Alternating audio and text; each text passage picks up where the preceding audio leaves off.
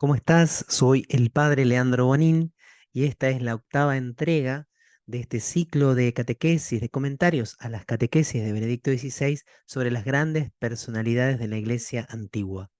Hoy vamos a comenzar y vamos a concluir, porque será breve, el abordaje y la presentación de una personalidad que fue muy, pero muy importante, tanto por sus escritos como también por la enseñanza que nos deja su vida. Me refiero a Tertuliano, que como vamos a ver, ha dejado una huella indeleble en este proceso de desarrollo de la fe cristiana, del dogma cristiano, pero también Benedicto XVI, como no puede ser de otra manera, aprovecha para que de su figura, de su historia, del desenlace de su historia, también nosotros podamos obtener enseñanzas que, les anticipo, son enormemente actuales, como todas las que vamos recibiendo de estas catequesis. Sin más preámbulo, entonces, les voy a compartir el texto de aquella catequesis dada en el año 2007, el 30 de mayo de 2007, por Benedicto XVI. Queridos hermanos y hermanas, con la catequesis de hoy retomamos el hilo de las catequesis abandonado con el motivo del viaje a Brasil y seguimos hablando de las grandes personalidades de la Iglesia antigua. También para nosotros hoy son maestros de fe y testigos de la perenne actualidad de la fe cristiana. Hoy hablamos de un africano, Tertuliano, que entre fines del siglo II e inicios del siglo III inaugura la literatura cristiana en latín. Esto lo voy a aclarar porque es muy importante, aunque para nosotros quizás sea irrelevante porque normalmente leemos sus, sus escritos, los leemos en castellano o alguno quizá conoce algún otro idioma moderno. Los estudiosos, los que se dedican a abundar y a profundizar en la patrología y en la patrística, estudian los textos en el idioma original, ya sea en griego, ya sea en latín, también puede haber algún padre que ha escrito en siríaco, y es muy importante también que en cada idioma subyace una mentalidad, una idiosincrasia y también a veces modos de comprender la realidad, porque en el idioma se manifiesta la cultura y porque cada cultura se acerca a la realidad de un modo diverso. El idioma latino va a expresar el alma romana, por decirlo así de alguna forma, y una forma de expresarse concisa, breve y precisa que va a ser muy pero muy importante a la hora de configurar el dogma cristiano, como lo vamos a ver con este padre y lo vamos a ver especialmente con otros padres que desarrollaremos más adelante. Su obra ha dado frutos decisivos que sería imperdonable subestimar. Ejerce su influencia en varios niveles, desde el lenguaje y la recuperación de la cultura clásica hasta el descubrimiento de un alma cristiana común en el mundo y la formulación de nuevas propuestas de convivencia humana. El lenguaje. Tertuliano fue alguien que empezó a utilizar palabras del mundo romano aplicándolas a el mundo sacramental, al dogma cristiano, a la interpretación de las sagradas escrituras. De algún modo va haciendo este proceso de iniciación, de creación de la nueva cultura cristiana que siempre supone acuñar un lenguaje. También, más allá de este enfoque puesto por supuesto en la revelación, él va a decir algo muy hermoso que en el fondo el alma humana aspira a Jesucristo, por eso va a hablar de un alma naturalmente cristiana y va a proponer nuevas formas de convivencia humana inspiradas en el Evangelio, pero que también pueden ser comprendidas por aquellos que no adhieren todavía a Jesucristo. No conocemos exactamente las fechas de su nacimiento y de su muerte. Sin embargo, sabemos que en Cartago, a fines del siglo II, recibió de padres y maestros paganos una sólida formación retórica, filosófica, jurídica e histórica. Es decir, era un hombre muy culto, muy formado, un hombre que podía tener perspectivas de enorme triunfo y éxito en el ámbito meramente laboral, el éxito académico, ser una persona reconocida. Luego se convirtió al cristianismo, al parecer atraído por el ejemplo de los mártires cristianos. De hecho, una de las frases más conocidas de él tiene que ver con el martirio. Comenzó a publicar sus escritos más famosos en el año 197. Pero atención, una búsqueda demasiado individual de la verdad y su carácter intransigente, era muy riguroso, lo llevaron poco a poco a abandonar la comunión con la Iglesia y a unirse a la secta del montanismo. Sin embargo, la originalidad de su pensamiento y la incisiva eficacia de su lenguaje lo sitúan en un lugar destacado dentro de la literatura cristiana antigua. Aquí Benedicto va a anticipar algo de lo que más le va a gustar destacar: la importancia de vivir la fe en el nosotros eclesial. Era un hombre brillantísimo, pero en un momento se alejó de la iglesia, del nosotros eclesial, y cayó en una secta, y lamentablemente por eso, entre otros motivos, no es considerado santo ni padre de la iglesia, porque muere fuera de la comunión visible de la iglesia católica. Continuemos entonces con el desarrollo de Tertuliano. Son famosos sobre todo sus escritos de carácter apologético, que manifiestan dos objetivos principales: confutar las gravísimas acusaciones que los paganos dirigían contra la nueva religión y, de manera más positiva y misionera, comunicar el mensaje del Evangelio en diálogo con la cultura de su tiempo. Fíjate que aquí encontramos un punto de conexión muy directo con San Justino, con San Ireneo, como esta doble dimensión: defender la fe de los ataques injustos, presentarla de un modo comprensible para la cultura de la época y con una manera atractiva. Su obra más conocida, el Apologético, denuncia el comportamiento injusto de las autoridades políticas con respecto a la Iglesia, explica y defiende las enseñanzas y las costumbres de los cristianos, presenta las diferencias entre la nueva religión y las principales corrientes filosóficas de la época, manifiesta el triunfo del espíritu que opone a la violencia de los perseguidores, la sangre, el sufrimiento y la paciencia de los mártires. Aunque sea refinada, escribe el autor africano, vuestra crueldad no sirve de nada. Más aún, para nuestra comunidad constituye una invitación. Después de cada uno de vuestros golpes de hacha, nos hacemos más numerosos. La sangre de los cristianos es semilla eficaz. En latín es semen est sanguis Christianorum. De aquí viene la frase, tal vez un poquitito cambiada, que todos conocemos: la sangre de los mártires es semilla de cristiano. Al final, el martirio y el sufrimiento por la verdad salen victoriosos y son más eficaces que la crueldad y la violencia de los regímenes totalitarios. Y fíjate que esta lección ha sido vigente durante toda la historia de la Iglesia. Fíjate cómo Dios, en cada época donde la Iglesia, el cristianismo, ha sido perseguido, ha suscitado mártires cuyo solo testimonio derriba todas las tesis de los totalitarismos. Nadie es más libre que el mártir, que es capaz de abrazarse de tal manera a Jesucristo, que es capaz de vencer el amor con el odio. Los mártires que han sido capaces de morir sonriendo, de perdonar a aquellos que los estaban asesinando. Por eso, ante las persecuciones y los ataques, se presenta la sangre, el sufrimiento y la paciencia de los mártires. Benedicto XVI está convencido, aquí a la luz de este gran referente del mundo antiguo, de que las persecuciones son un bien para la Iglesia, de que cuando somos perseguidos, eso purifica la fe de la Iglesia. De hecho, los periodos de más fecundidad para la vida de la Iglesia es cuanto más perseguida ha sido. En cambio, cuando la Iglesia ha estado demasiado cerca del poder humano, cuando ha sido demasiado complaciente con las autoridades, hay muchas veces su pureza, la pureza de su fe, de su amor, de su fidelidad a Cristo, se ha visto como tergiversada. Continuemos con la lectura. Pero Tertuliano, como todo buen apologista, experimenta al mismo tiempo la necesidad de comunicar positivamente la esencia del cristianismo. Por eso adopta el método especulativo para ilustrar los fundamentos racionales del dogma cristiano. Los profundiza de manera sistemática, comenzando por la descripción del Dios de los cristianos.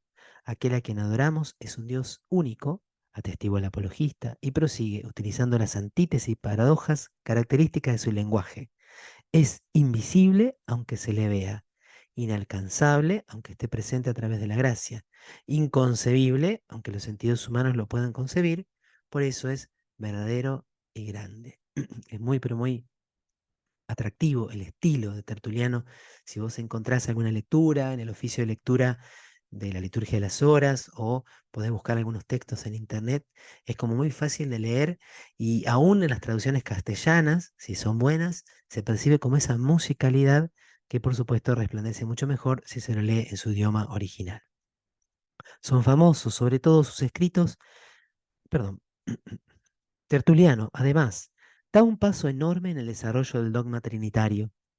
Nos dejó en latín el lenguaje adecuado para expresar este gran misterio, introduciendo los términos una sustancia, tres personas. También desarrolló mucho el lenguaje correcto para expresar el misterio de Cristo, Hijo de Dios y verdadero hombre.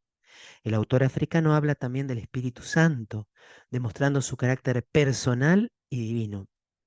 Creemos que según su promesa, Jesucristo envió por medio del Padre al Espíritu Santo, el Paráclito, el santificador de la fe, de quienes creen en el Padre, en el Hijo y en el Espíritu. Asimismo, sus obras contienen numerosos textos sobre la Iglesia, a la que Tertuliano siempre reconoce como madre. Incluso después de su adhesión al montanismo, no olvidó que la Iglesia es la madre de nuestra fe y de nuestra vida cristiana. También habla de la conducta moral de los cristianos y de la vida futura. Fíjate qué importante ha sido, sobre todo en este término, en este ámbito terminológico, acuñando estas expresiones que ya existían en el latín, pero aplicándola a la reflexión sobre la Trinidad. Porque como vos sabés, en el Nuevo Testamento encontramos los textos, pero no los encontramos formulados con la precisión que le puede dar el lenguaje jurídico o el lenguaje filosófico. Y en ese sentido, la tarea de los padres va a ser esencial. Acuérdate que en los primeros siglos hay varias herejías o que niegan la unidad, hablando como de un subordinacionismo, el Padre es superior al Hijo y al Espíritu, o niegan la Trinidad, hablando, por ejemplo, de un modalismo. En el fondo es una sola persona, pero que se manifiesta como si fueran tres. Entonces, encontrar palabras para afirmar al mismo tiempo la unidad y la trinidad de personas es clave, y en esto fue importantísimo Tertuliano. Sus escritos son importantes también para descubrir tendencias vivas en las comunidades cristianas sobre María Santísima, sobre los sacramentos de la Eucaristía, el matrimonio, la reconciliación, sobre el primado de Pedro, sobre la oración. En aquellos años de persecución, en los que los cristianos parecían una minoría perdida, el apologista los exhorta en especial a la esperanza, que según sus escritos no es solamente una virtud, sino también una modalidad que afecta a todos los aspectos de la existencia cristiana. Somos cristianos porque tenemos esperanza en la victoria final de Dios. Somos esencialmente personas que esperamos. Tenemos la esperanza de que el futuro será nuestro porque el futuro es de Dios. Así, la resurrección del Señor se presenta como el fundamento de nuestra resurrección futura y representa el objeto principal de la confianza de los cristianos. La carne resucitará, afirma categóricamente Tertuliano. Toda la carne, precisamente la carne, y la carne toda entera. Donde quiera que se encuentre, está en consigna ante Dios, en virtud del fidelísimo mediador entre Dios y los hombres, Jesucristo, que restituirá Dios al hombre y el hombre a Dios. Junto con Ireneo de León van a ser estos dos padres los que más van a insistir en el valor de la carne y en que la salvación que nos ofrece Jesús pasa a través de la carne, porque el Verbo se hace carne, porque resucita según la carne y porque nos da a comer en la Eucaristía su propia carne, y es nuestra carne la que va a resucitar en el último día. Desde el punto de vista humano, se puede hablar sin duda del drama de Tertuliano. Con el paso del tiempo se hizo cada vez más exigente con los cristianos, pretendía de ellos en todas las circunstancias, sobre todo en las persecuciones, un comportamiento heroico, rígido en sus posiciones, no ahorraba duras críticas y acabó inevitablemente por aislarse. Por lo demás, todavía hoy siguen abiertas muchas cuestiones, no solo sobre el pensamiento teológico y filosófico de Tertuliano, sino también sobre su actitud ante las instituciones políticas y la sociedad pagana. A mí, dice Benedicto XVI, y aquí me quiero detener porque esto es muy, pero muy luminoso para nosotros hoy. Esta gran personalidad moral e intelectual, este hombre que dio una contribución tan grande al pensamiento cristiano, me hace reflexionar mucho. Se ve que al final le falta la sencillez, la humildad para integrarse en la iglesia, para aceptar sus debilidades, para ser tolerante con los demás y consigo mismo. Cuando solo se ve el propio pensamiento en su grandeza, al final se pierde precisamente esta grandeza. La característica esencial de un gran teólogo es la humildad para estar con la iglesia, para aceptar sus debilidades y las propias, porque solo Dios es totalmente santo.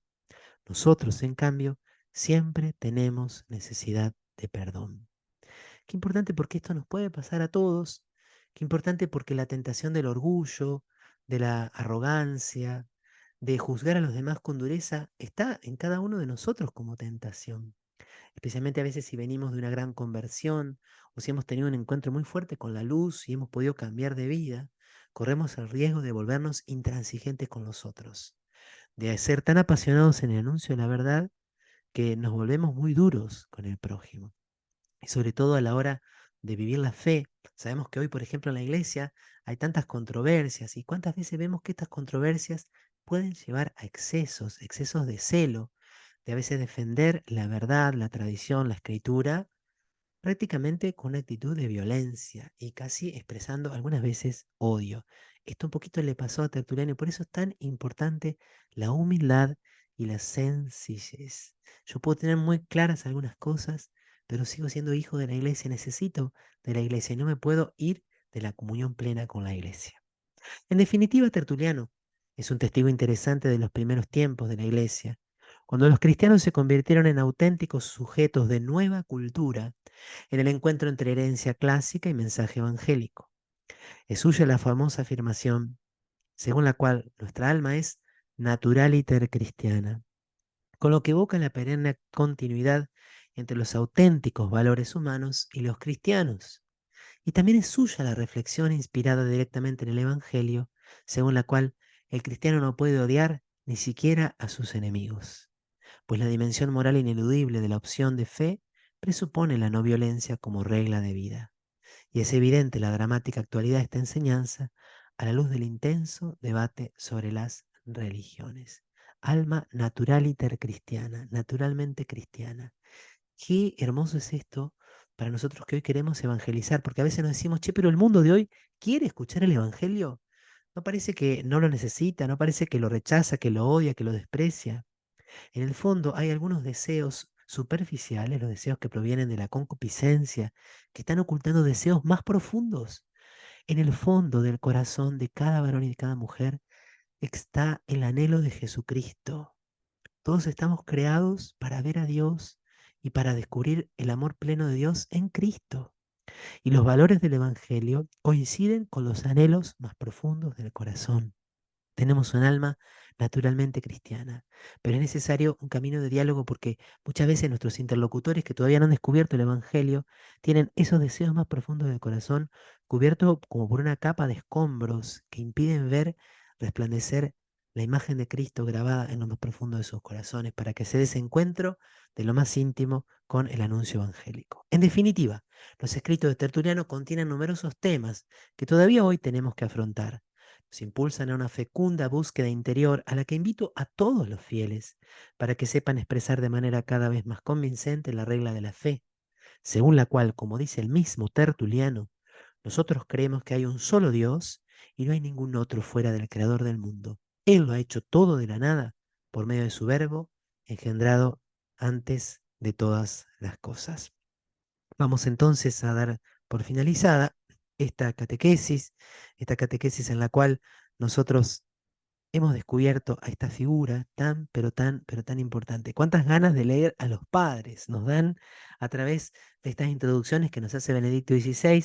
Hoy estuve un poco desprolijo en la expresión. Se ve que hace unos días que no hacía estos videos. Te pido que si te gustó la catequesis, pongas me gusta, lo compartas con otros y sigamos conociendo más los tesoros maravillosos que encierra nuestra fe y la historia de nuestra iglesia. Y que todo sea para la gloria del Padre, del Hijo y del Espíritu Santo, como era en el principio, ahora y siempre, por los siglos de los siglos. Amén.